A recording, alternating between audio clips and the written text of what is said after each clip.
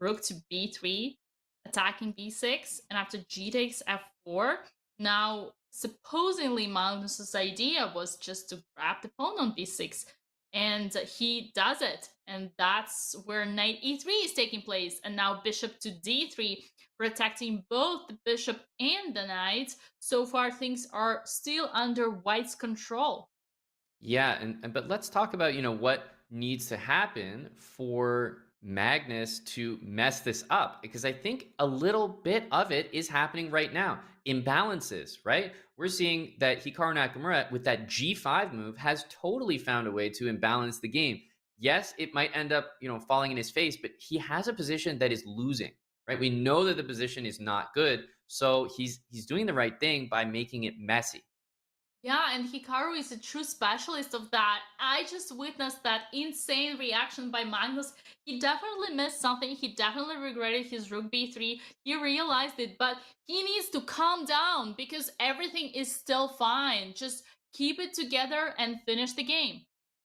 Yeah, knight g4 makes a lot of sense. I mean, if you move the king up the board, he's probably hoping for either knight takes h2 or knight to e5 in the center. I did think that the knight on e3 was kind of well placed. The other follow-up move, I guess, could be to play f5, right? That's what he's looking at. King f3, f5, hitting the knight, which is pinned to the rook on e1. So I think even though the engine is kind of looking for king f3, you have to admit, Dina, f5 looks really tough to handle. Oh, absolutely. And if you think that you're the king of the hill, then you would just lose the knight because you cannot take the other knight with the king because it is protected by the bishop. Oh, and king f3 did happen, and f5, and Yep. knight c5. Brilliant move by Magnus. Yeah, this is the line that the engine was looking for. Magnus spots it, much to the dismay of Hikaru, and I think we have a couple moves here. The rook has taken on e1 already. The knight has taken on d7, and here we are in the live position. And to spot this as the best is a situation that Hikaru put Magnus in. This is what I mean. Even though the engine is still saying that Magnus is better, you have to say that Hikaru's created something, right? He's won some material at least. I'm just still recovering since the rook was sacrificed only to take the bishop and attack yet another rook. I think all Gotham chess fans right now are so excited to see this happening. And yes, Magnus is about to secure his win in the match. It looks like it, but I mean, his position was commanding earlier. Now he's down material, which means that Magnus has to play very, very well. If he makes a mistake now, it's not like previously. All of a sudden, the evaluation could go much closer to equal. And as I say it, this is what I mean. He can't count Hikaru Nakamura out because he's looking up and he's starting to get that feeling that, wait a minute, there might be a move. The engine spots something, some hope. Do you think it's enough? So I just want to show something real cute because rook b7 could have been led by rook takes d7, rook takes d7, and knight e5. I was almost happy, but then I noticed king f2. But now, if the other rook goes to e8, the line that we see computers suggest, and now rook b7, all of a sudden rook takes d7 works, and after rook takes d7, knight e5, and king can no longer attack the rook on e8. Unfortunately, king only moves to one square, and that's why this is so powerful. Aman, you just jinxed it. Well, I think I was trying to say that there was lots of opportunities for Hikaru to still come back in this one, and we've seen exactly that. The d6 pawn is going to disappear, and this is what I mean about Hikaru. You just can't count him out, even though it looks like Magnus is kind of converting. He's doing it in a way where he's down material. So I actually think that Hikaru has great chances to stay alive here. This would be phenomenal to not lose the match on this game after the opening that we saw. Complete disaster. Yeah, it's a very interesting situation because from a human perspective, you just like look at the position, count the amount of pawns, and say, "Hey, I got a bishop and 3 pawns for the rook. It's more than enough. I have a huge material I'm material up. So what's the problem here? Why is this not winning?" Yeah, obviously we're dealing with a position where Magnus should be winning. So despite Hikaru's efforts, you can't fight the evaluation. If the engine says that that you're worse, then you are worse. And if Magnus finds the best moves, then he will win the game.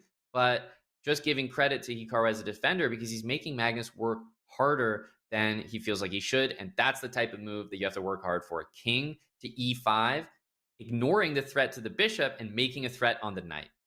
Yeah, and yet another pawn has just fallen. If you noticed, and if you count the material, it's already 4 pawns and the bishop for the rook. It must be completely winning, but things are not as easy. And Hikaru has this immense skill of just resisting, and sometimes it becomes so annoying that white can just slip something on the way.